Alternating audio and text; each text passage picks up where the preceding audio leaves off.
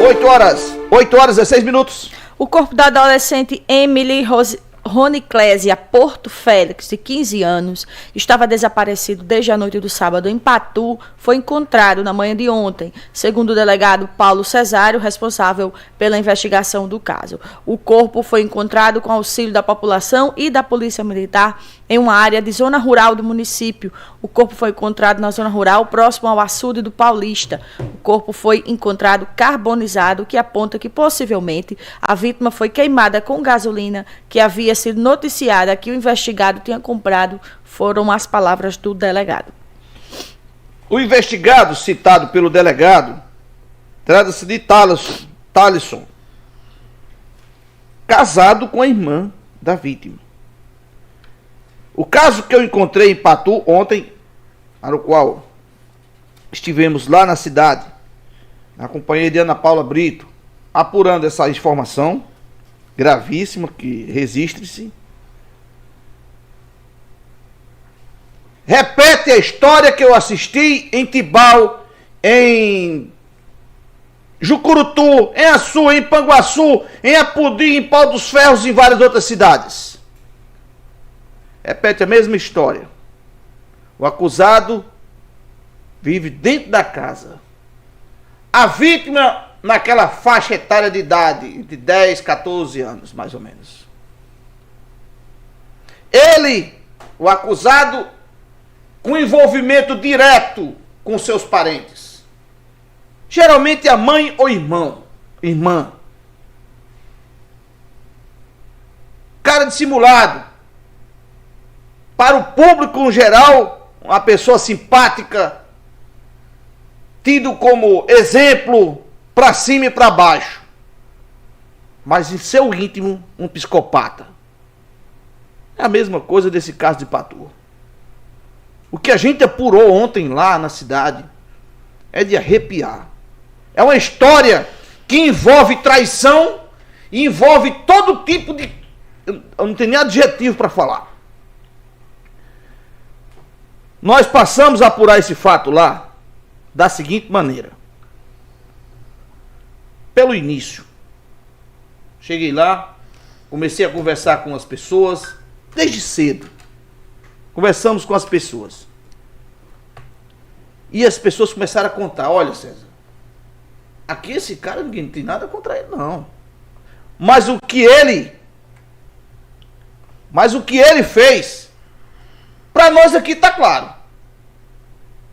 Ele é um bandido, psicopata perigoso. Como que aconteceu? O rapto da menina. A mãe da menina saiu para um evento num determinado local lá na cidade de Patu. Por volta das 9 horas, a menina estava se sentindo agoniada em casa. Aí foi ao encontro da mãe. Essa foi a última vez que viram a menina. Desapareceu. Aí começaram a procurar a menina. Nada. Aí chegou a mãe da menina em casa. Cadê a menina? Ela é conhecida por Molequinha lá. Molequinha. Cadê a Molequinha? Não vi. Aí entrou todo mundo em desespero. Começaram a procurar. Não encontraram. Aí sabe quem aparece para ajudar as buscas? O Thales. Não tem que se preocupar não. Olha, ela deve ter fugido com o namorado. Porque nesse negócio do interior tem isso. Fugir com o namorado para casar. A gente tem isso lá no interior. Hoje aqui na cidade não tem mais isso não, mas né, cara? Acabou-se mais essa tradição do cara carregar a filha do outro, né? É. Pronto. Ele achava que era isso. Ele inventou essa história. Começaram a fazer busca nos bares lá pela cidade, tudo cantando, não encontraram. Nada. Volta de meia-noite, uns se recolheram, outros continuaram as buscas. O Thales se recolheu. Mas quando foi de 2h30 da madrugada, 3, ele se levantou dizendo à mulher que estava com dor de cabeça que ia para o hospital. Pois é. E aí voltou na manhã do dia seguinte. Já acompanhado com o secretário de Cultura, o Hudson. Buscando as imagens das câmeras da cidade. Segundo ele, para ajudar nas buscas. E quando dizia assim, olha, vamos fazer busca ali para aquela região de Governador, aquela região ali de Caraúbas, aquela região ali de Olho d'Água dos Borges, não, tá ali não, tá pro lado da Paraíba, tá pro lado da Paraíba ali de Brejo do Cruz, de Catolé do Rocha, vamos procurar para esse lado. Nessa inteirinha já havia dezenas de pessoas procurando. E ele sempre com esse comportamento estranho, sorridente, tratando todo mundo muito bem, para cima e para baixo no carro do secretário de Cultura, Hudson Holanda. Aí, quando foi à noite, foi feito o BO, né? Completou as 24 horas que a criança estava desaparecida, e as buscas se intensificaram. E começaram a desconfiar do Thaleson. Alguma coisa da história dele não estava batendo. O comportamento dele não estava batendo, não tinha muito sentido. Isso me foi contado lá na cidade.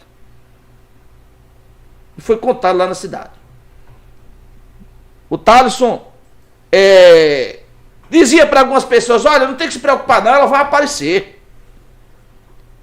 Mas sempre quando ia se fazer uma busca no canto, para o lado onde foi encontrado o corpo, ele colocava empecilho. Quando foi na segunda-feira de manhã, aí entrou na história o seu Zé Maria. Seu Zé Maria foi fundamental para esclarecer o caso. Foi fundamental. Seu Zé Maria é um vigilante. Ele trabalha de vigilante numa empresa e também faz trabalho de vigilância em festas. Na noite que aconteceu, do sábado, ele estava fazendo o trabalho de vigilância numa festa. A festa acabou por volta de 2 horas da manhã e 3 horas ele estava retornando para casa.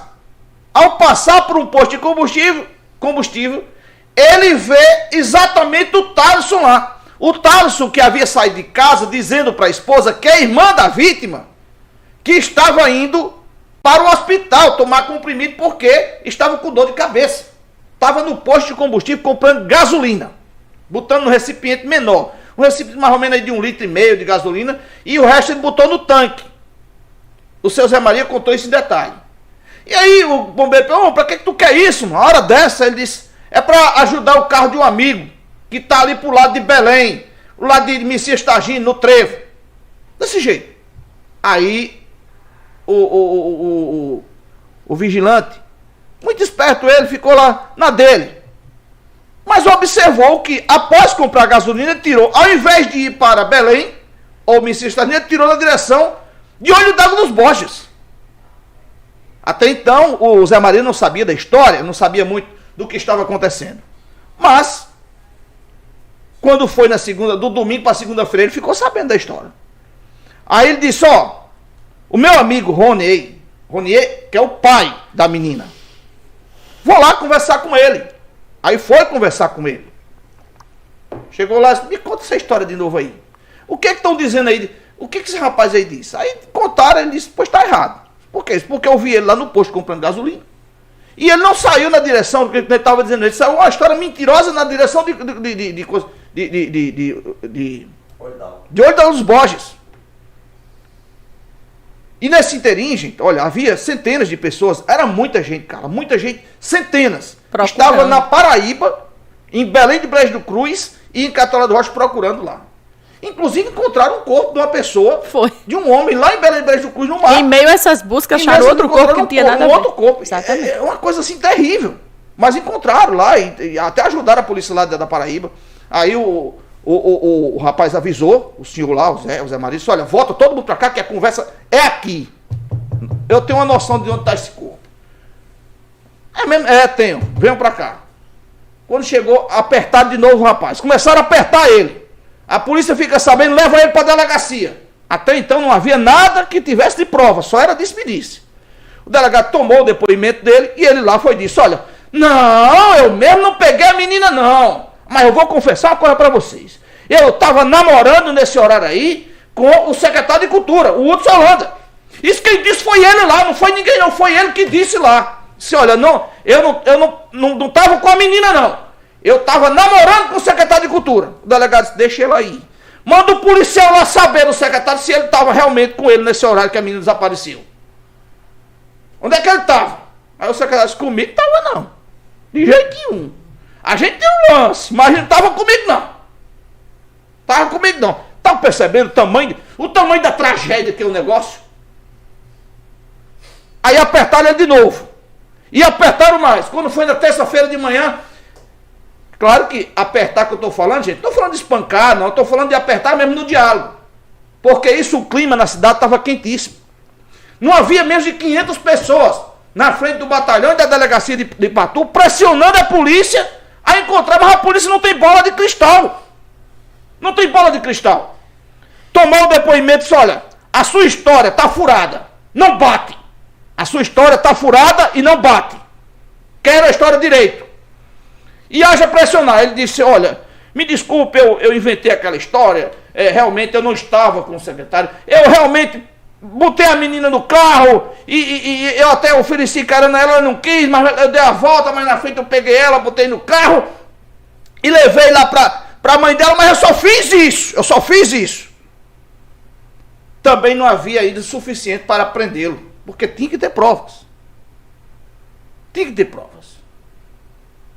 Aí ele saiu de Patu, porque realmente se ele fica em Patu, lá ele não ficava não.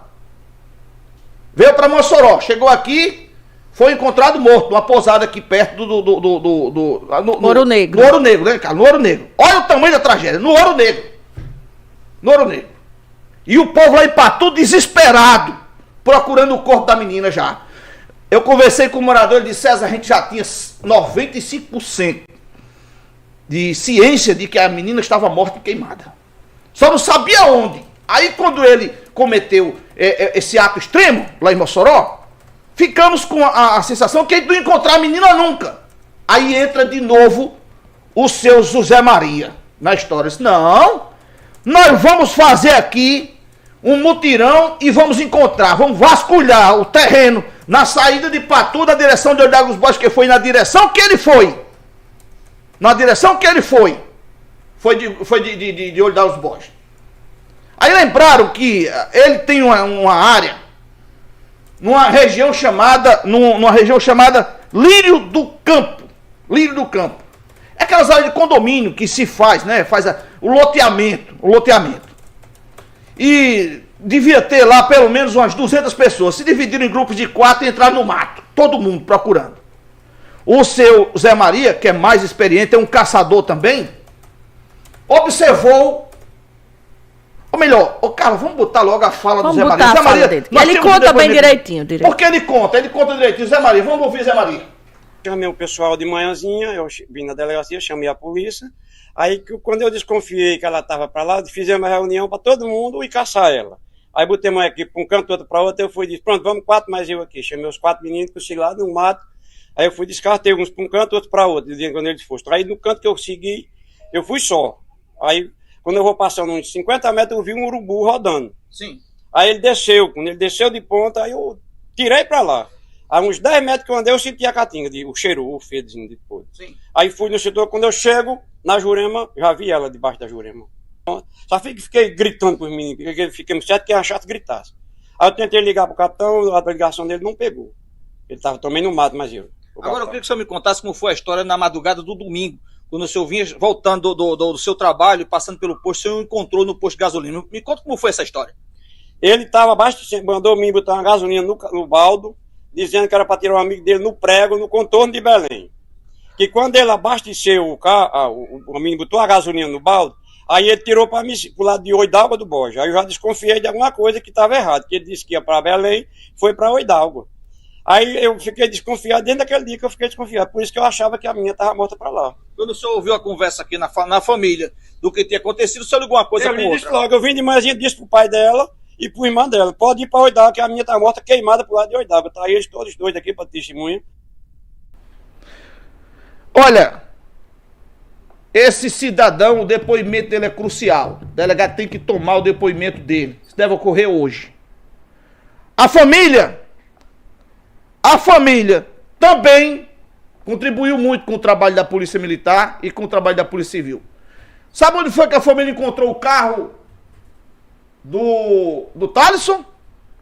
Lá na casa do Hudson Holanda. Tava lá o carro. com os vidros abertos, como se tivesse sido deixado às pressas lá. As famílias viram pingos, como se fosse resquício de sangue no carro. Avisaram a polícia levou o carro para o batalhão, e o batalhão lá, que chama a delegacia, chama-se batalhão. Lá chamaram o ITEP para fazer a perícia no local. Essa perícia ainda não chegou. Os familiares também encontraram as roupinhas da menina. Até a cueca do cara encontraram. Na região de Olho d'Água. Olha, as buscas já estavam avançando. E estavam avançando muito. Aí o senhor Zé Maria foi lá e encontrou o corpo da menina. Chamou a polícia, chamou o ITEP, chamou todo mundo e foi feito aquele trabalho de remoção. Gente, uma grande comoção popular na cidade. Grande mesmo. Grande mesmo. Logo por volta de 5 horas da tarde, 4h30 da tarde, a família já recebeu o comunicado de que o corpo já tinha sido examinado, já estava liberado para sepultamento, mas não podia mais fazer velório, porque tinha que ser direto para o cemitério. Foi recebido lá na cidade, recebido lá na cidade o corpo. Eu acho que tinha o dobro da população da cidade, a quantidade de gente que tinha na entrada da cidade para receber o corpo dessa menina. Uma comoção fortíssima. No início da noite, saíram em passeata pedindo justiça até o cemitério para fazer Nós também conversamos com o pai da menina, Ronei, seu Ronei. Ele com a voz meio embargada, mas dá para entender bem o que ele fala. Vamos conferir. É muito difícil, né?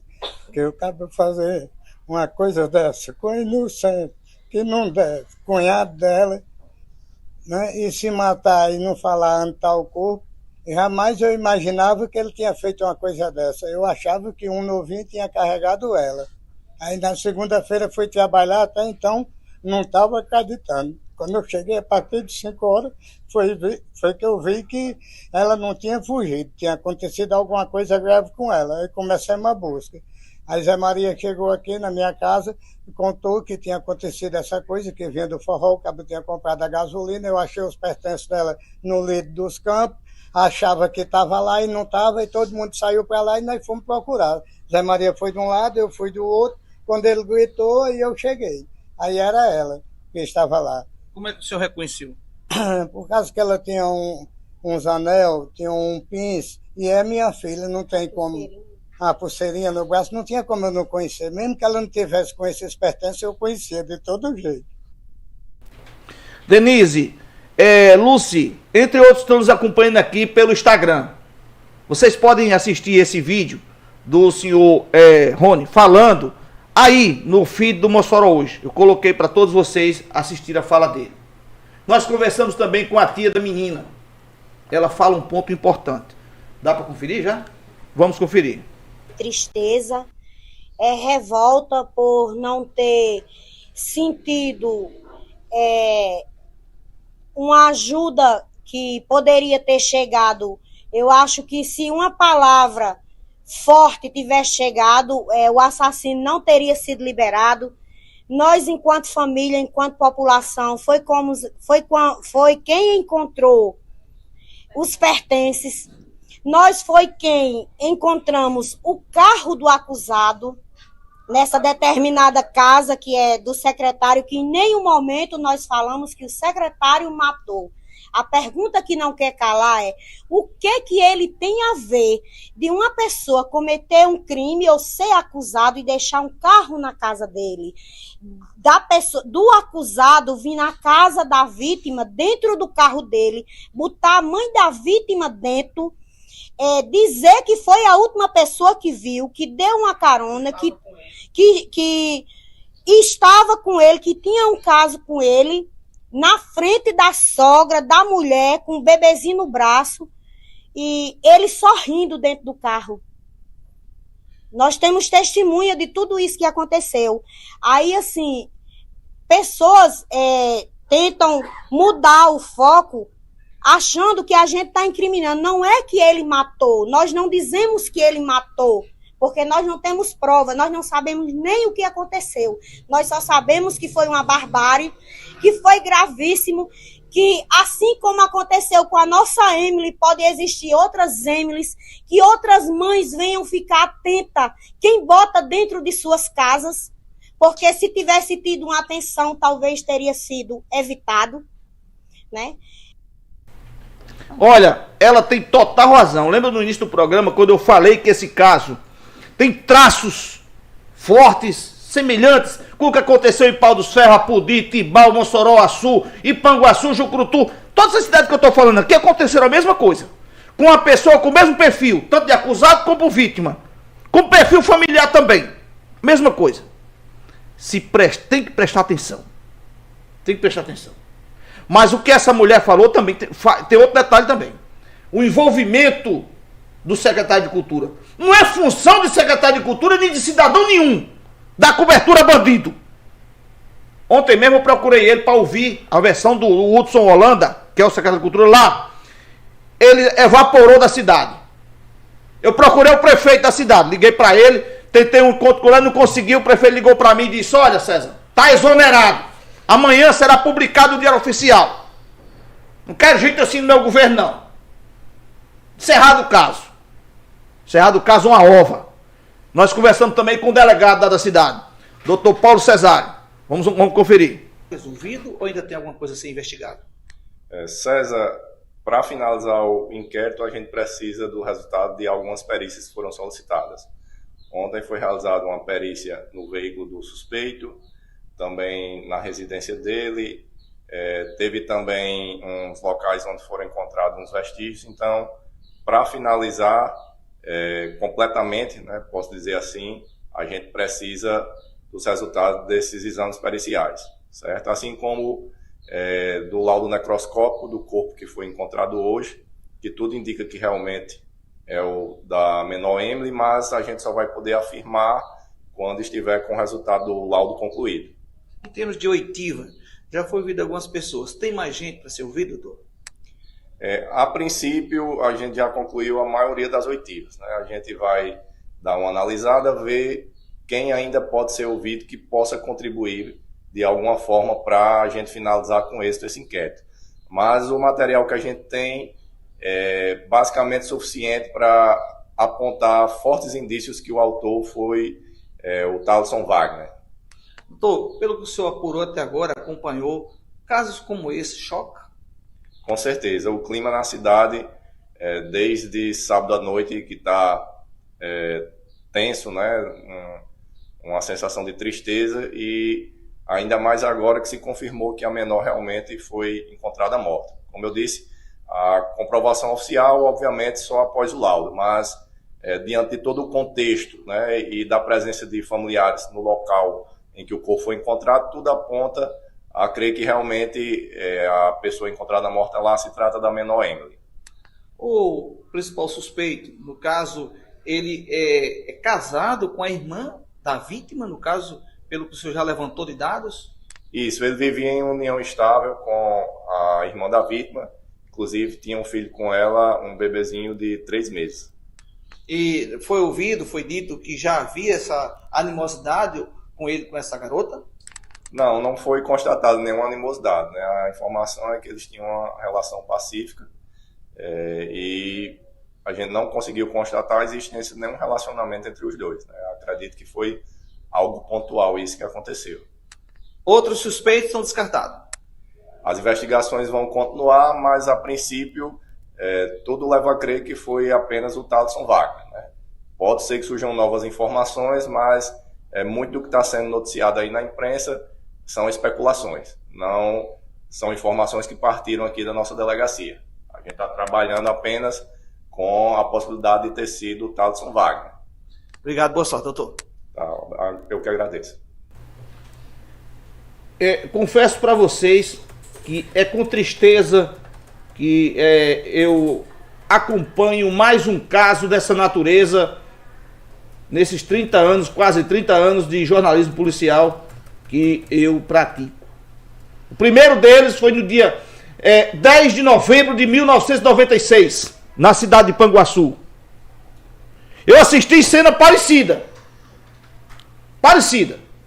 E lá teve declarações, teve cobertura irresponsável e o caso se transformou numa grande tragédia. Tenham muito cuidado com o que se divulga com relação a isso. Tenham muito cuidado. Outros casos que nós acompanhamos, como o caso Sena aqui em Mossoró, que matou uma criancinha de 11 anos e foi solto porque se passava por doido. Depois matou outra criancinha de 11 anos, da mesma idade, do mesmo jeito, com o mesmo requinte de crueldade na cidade de Açu. Assisti cena como essa na cidade de Jucurutu, mais recentemente na cidade de Apodi e de Pau dos Ferros.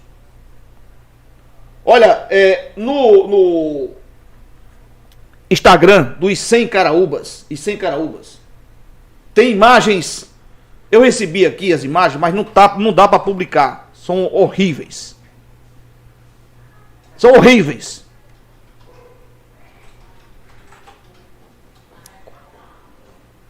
No Instagram do... Mas lá no Instagram dos 100 Caraúbas tem a chegada do corpo da menina à cidade de Patu. A cidade de Patu. O Janaíldo está tentando espelhar aqui. Protesto. Isso, é isso aí. Vamos, só um trecho, minha gente, só um trecho. Isso é o protesto. Só um trecho. Vamos lá. Um trechinho. Tem o som? Que não faz sua assassino, não! Mas não fizeram!